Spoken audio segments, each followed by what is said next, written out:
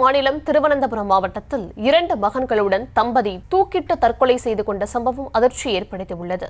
போலீசாரின் முதல்கட்ட விசாரணையில் கடன்தான் காரணம் என தகவல் வெளியாகியுள்ளது. விவரங்களை தர இருக்கிறார் செய்தியாளர் சதாம். விவரங்களை வழங்கலாம். வணக்கம். அதாவது திருவனந்தபுரம் மாவட்டம் அருகே உள்ள ஒரே குடும்பத்தைச் சேர்ந்த கணவன், மனைவி மற்றும் 2 மகன்களுடன் தூக்கி கொண்டிய நிலையில் ஒரே குடும்பத்துடன் சடலமாக மீட்கப்பட்டுள்ளனர். இந்த சம்பவம் குறித்து தற்போது போலீசார் விசாரணை மேற்கொண்டு வருகின்றனர். கேரள மாநிலம் திருவனந்தபுரம் மாவட்டத்திற்கு உட்பட்ட வக்கம் பகுதியைச் சேர்ந்தவர் அனில்குமார், இவரது மனைவி சீதா. இந்த தம்பதிகளுக்கு 25 வயதான அஸ்வின் மற்றும் 22 வயதான ஆகாஷ் என 2 மகன்கள் உள்ளனர்.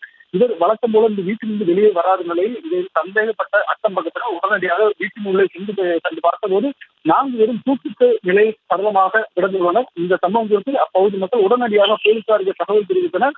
சம்பவத்துக்கு வந்த போலீசார் இந்த 4 பேரின் சடலத்தை மீட்டு தற்போது உடற்கூறு ஆய்வுக்காக அரசு மருத்துவக் கல்லூரிக்கு அனுப்பி வைக்கப்பட்டதால் முதற்கட்ட விசாரணையில் இவர்களுக்கு கடன் இருப்பதாக கூறப்படுகிறது.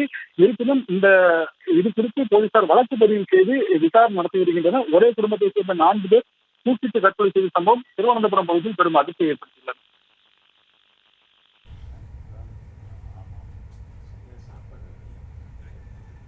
விவரங்களுக்கு நன்றி.